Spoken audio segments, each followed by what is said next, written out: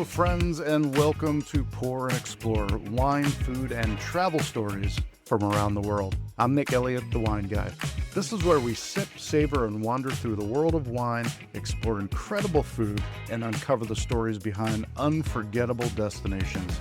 Each week, you'll hear engaging conversations with wine pros, chefs, travelers, and fellow enthusiasts, plus educational episodes to help you sip smarter and explore deeper. So, grab a glass, pull up a chair, and let's pour, explore, and celebrate the good life.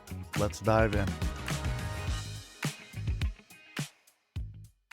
Hey there, everyone, and thanks for tuning in today. I really appreciate you being here with me on Pour and Explore.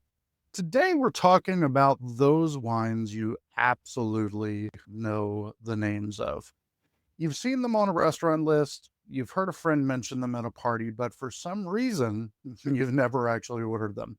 They aren't impossible to find unicorn bottles. They're just the ones hiding in plain sight behind the usual cabs and Chardonnays and Pinot Noirs.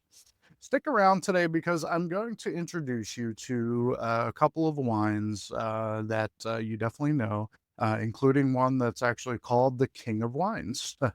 And one that tastes like roses and tar. Trust me, it's better than it sounds. And a crisp white that is secretly Chardonnay, even if you swear you hate Chardonnay. Thanks for being here today. Really, really appreciate it. So let's kick things off in northern Italy with a wine called Barolo. Again, I'm sure you've heard the name. I'm sure you've seen it written on a wine menu. You may or may not have ever ordered it.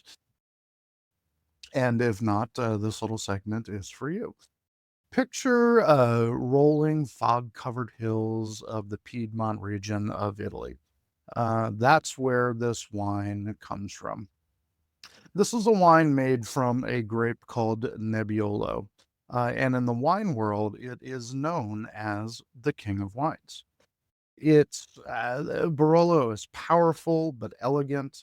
When you pour it, you might notice it has a deceptively pale or even brick orange rim. The rim being the where the wine meets the glass when you are pouring it. Can be kind of a halo around the wine. But don't be fooled by that light color. You know, when you stick your nose in the glass, you're going to get this wild mix of roses, maybe some tar, maybe some truffle.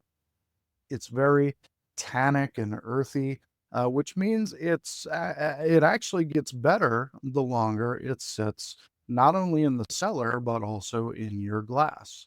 Those tannins will literally grip your cheeks, making your mouth water for rich, savory food, and that's exactly how it's enjoyed in Italy and beyond. Definitely using Barolo as a food pairing wine. You can certainly drink it by itself, not a problem. If that's what you like, certainly do it. But this is 100% a food pairing wine that you want to enjoy with eating something like something that's heavy on mushrooms or truffles, slow braised short ribs, obviously steak or even lamb. This is definitely your bottle.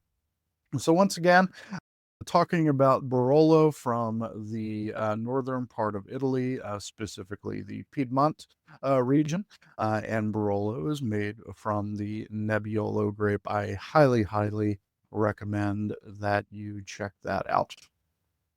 Our next wine, we're going to go into a white next, and we're heading to the northernmost part of the Burgundy region of France. And that's a region, it's kind of disconnected from Burgundy, but it is considered part of that region, and that is called Chablis. You have absolutely heard that name, although you may or may not know what it's all about. In Chablis, they grow one type of grape, and Chablis wine is 100% bum bum bum Chardonnay. Now, for all of my Chardonnay haters out there, if you think you hate Chardonnay because of those big, buttery, oak forward California versions. Chablis will absolutely change your mind on that. I 100% believe that. Instead of that heavy vanilla and butter overtones in the wine, you want to think of really like electric acidity and a bone dry finish. Chablis are lean and crisp. They've got notes of lemon zest and even earthier tones or more mineralistic tones. Something they describe in Chablis as even crushed seashells. If you can picture that. So, think about that distinct salty minerality that comes from ancient fossil-rich white chalk soils, and that's exactly what you find in that region. Soils that are heavy in chalk and limestone, that really add that minerality, and even a little bit of salinity to the wine. It's really a beautiful one to try. And when we talk about pairing Chablis with food, this is absolutely going to be the ultimate seafood wine. It's very delicate, and it again, just going back to my descriptions from earlier, lemon zest and citrus notes that really, really pair so well with seafood like oysters. This is a perfect wine for sushi, and even a beautiful salad, maybe with some goat cheese on it. And how about, segments of fruit like apples or peaches? This would be an amazing pairing for a salad of that kind. So next time you are walking through the wine aisle at your favorite wine shop, definitely take a peek. Look for the word Chablis. You're going to find that in the white wine section. You are going to find it in the Chardonnay section. And I definitely recommend picking up a bottle. It's not going to be that much more expensive than, a domestic white wine. It might even be cheaper in some places. So, if your wallet is a consideration, definitely you can find a Chablis that is worth every single penny of the 18, 20, $25 that you're going to pay for it. So please check that out. All right, we're going to stick in the realm right now, and we're going to go just a little bit further south in Europe to the beautiful country of Portugal.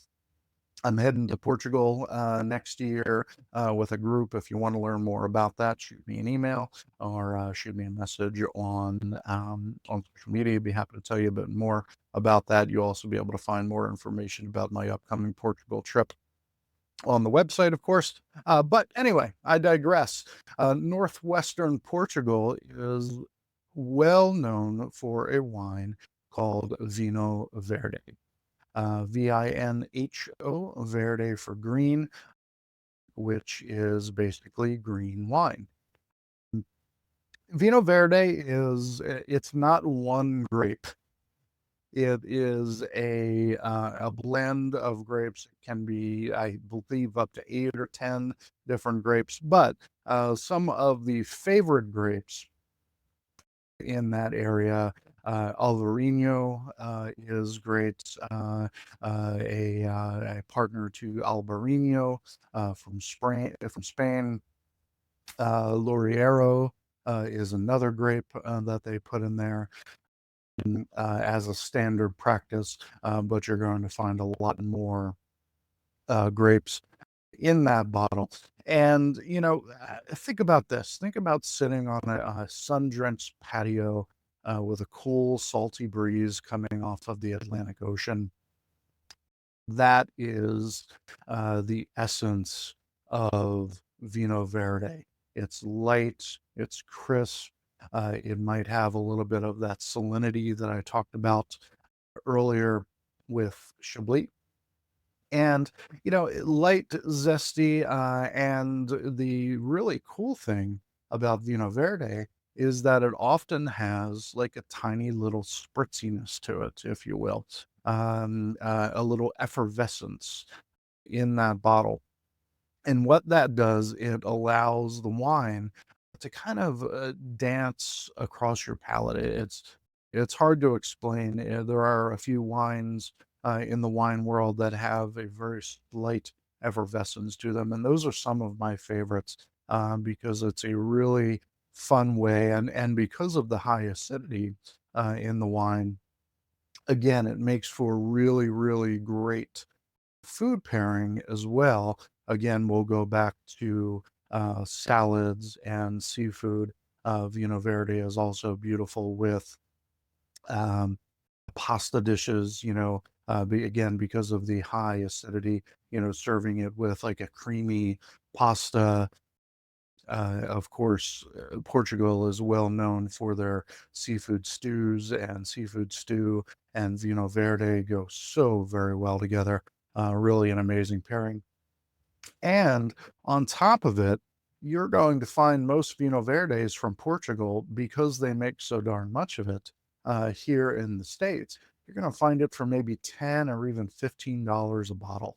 And it's one of the best summer wines on the planet. So again, next time you're reaching at your favorite wine shop for a Sauvignon Blanc or a Pinot Grigio or something like that, you know what? Ask the wine guy, not this wine guy. Ask the guy or at the shop or the lady at the shop, whoever's running the shop, about Vino Verde.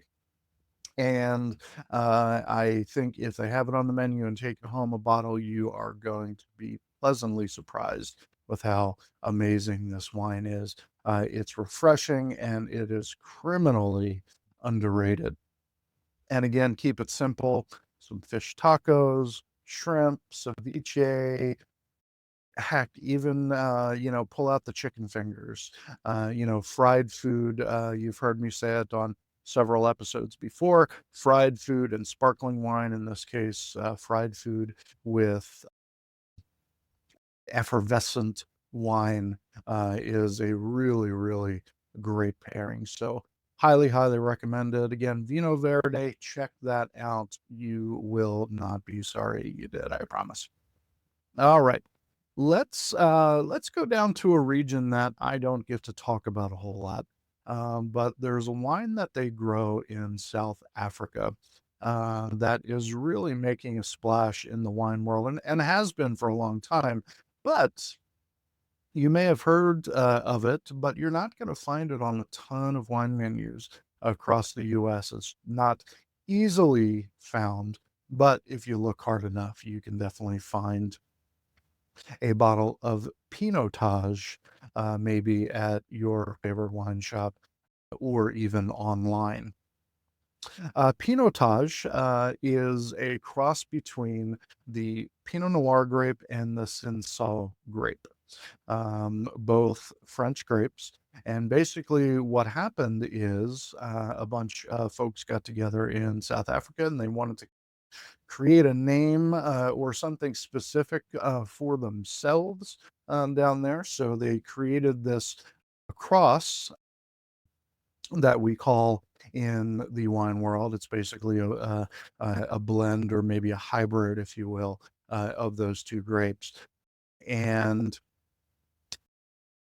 Pinotage is bold, it's smoky, think of it like the rebellious cousin of Pinot Noir. It really is a love it or hate it wine. You'll taste things like dark berries, coffee, and a distinct smoky spice in this wine. Imagine the smell of like dark roasted espresso beans mingling with the crackling wood of a fire. Think of lighting your fireplace, and you get that kind of smoky aromas coming out of that. That is the essence of Pinotage. This wine is absolutely a grill master wine. It loves barbecue, smoked brisket, spicy sausages, and it really is a beautiful wine to enjoy with, again, foods from the barbecue, even roasted meats, game. The richness of this wine absolutely goes great with game meats as well. So if you wanted to do even like duck or pheasant, goat is amazing with this lamb. Just some options for Pinotage, thinking outside the bottle just a little bit. Really, really wonderful thing to try. See if you can get your hands on it. If you like wines like Petit Verdot, for example, it has very similar characteristics. And trying to think of some other examples right now, but having a little brain fart. But just think that smoky, roasted aromas and flavor profile, and you're going to immediately go to beautiful beef or lamb, and this is absolutely South Africa in a glass. So highly, again, once again, recommended. I wouldn't be talking about it if I didn't recommend it. So happy to promote it on this show. So thank you to all of the wonderful Pinotage producers out there in the world that you definitely want to give that a try. All right. Our final wine that we're going to talk about today is a wine that finds its home in a Central European country, not one that you think about very often for wine, but it is one of the oldest producing wine regions in Europe. I am talking about Austria. Austria is just south of the Czech Republic, south of Germany, north of Switzerland, and it is just a country that's tucked away. It is right on the Danube River in Europe, and it's again one of the oldest producing regions in the world. Just a little side story: I was in Austria a few years ago in Vienna, and Vienna is one of the only wine producing Vienna, the city of Vienna, is one of the only city production of wine in the world. In other words, you're going to find a good portion of the vineyards in Austria that produce wine in that region actually in the city limits of Vienna. It's very cool when you pull up, when you're boating on the Danube and you pull up to the city of Vienna, you're actually going to see beautiful vineyards just off of the main drag. It's really cool to see. And I don't think I've said it yet, but the wine that I'm talking about is called Gruner Veltliner. Gruner Veltliner it's a huge, huge favorite among wine connoisseurs and sommeliers because it's one of the best food pairing wines in the world. And I wholeheartedly agree with that. It really, really is amazing. I think I've got 3 or 4 bottles of Gruner in my cellar, or my cabinet, I should say. It's not really a cellar. I don't have a cellar. I live in California. There are no cellars in my wine cabinet. And it's crisp and dry wine, but it has really beautiful, unique notes of white pepper, lime, some herbs. It's satisfyingly snap a fresh green bean mixing with zesty lime. and cracked peppercorns. It's really, really a cool wine to try. And on top of it, it's not just great for food pairing, it's also a great wine that pairs well with those quote unquote tricky foods that usually ruin other wines. Foods like asparagus. Asparagus and wine don't really go very well together, except in Austria, and I would also say Germany, with wines like Riesling, that also pair well with, asparagus, obviously, or not obviously, but Germany is very well known for their asparagus and the Riesling, and those 2 things happen to pair together really, really well. Thai food. Thai food and wine don't pair very well together, just one of those things. The floral notes, the lemongrass notes, the curry notes of Thai food don't go well with a lot of wines, but Gruner Veltliner is not one of those.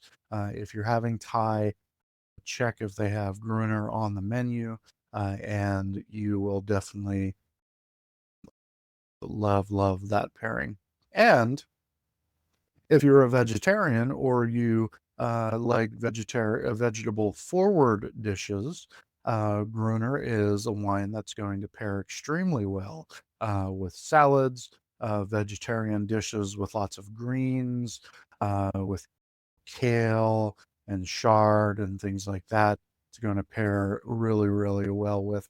And much like German wine, you're going to find Gruner in levels of sweetness, ranging from very, very dry, not to too sweet, but let's go off dry in a lot of cases.